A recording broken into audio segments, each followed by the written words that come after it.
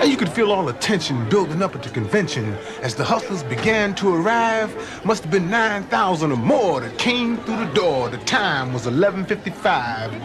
There were pickpockets and dope peddlers, murderers and thieves, card shop gamblers with aces up their sleeves, bank robbers, burglars, boosters and pimps, prostitutes, call girls, and all kinds of nymphs, loan sharks, swindlers, counterfeiters and fences, crooked politicians spending campaign expenses, hijackers, arsonists, bookies and the mob, and anybody else who ever killed, cheated, or robbed. Ex-pug named Brown proceeded to pat us down while his broad checked our hats. Britt nodded to him slightly and Brown shook us down lightly, treating us like diplomats.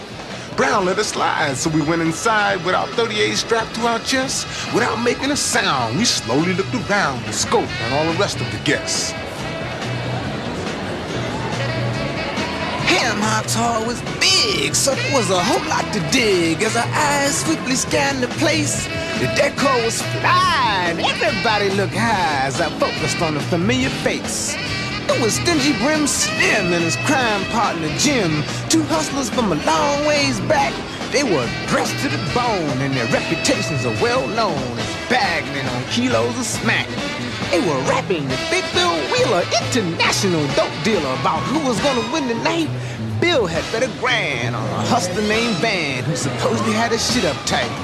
But me and Spoon, we just grinned as we continued to pin to see who else was there. We spotted finger-popping Teddy and his call girl Betty, whose perfume had lit up the air. I recall the past and how Teddy's rep has spread fast for being so swift with his hands. From the wallet in your pocket to a ring watch or locket, we specialize in expensive brands.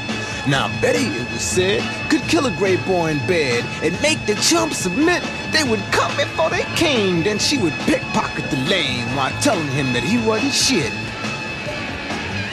My eyes caught a glimpse of two super fly pimps who had just come through the door.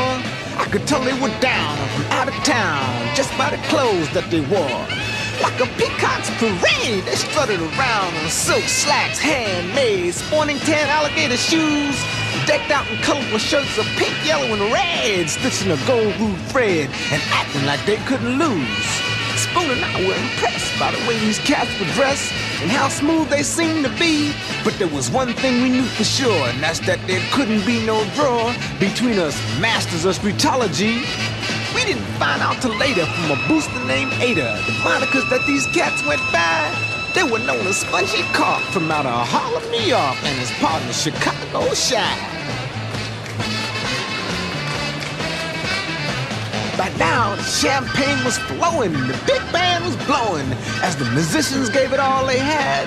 Some cats were dancing, others were romancing, but everybody's head was bad.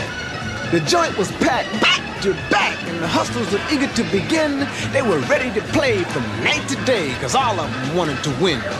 There were private rooms in the rear at the top of the stair for the studs who wanted to lay, but the main set was below for the cats with the dough, the hustlers who had came there to play. We were now ready to oppose our illustrious foes, so we made it downstairs to the set.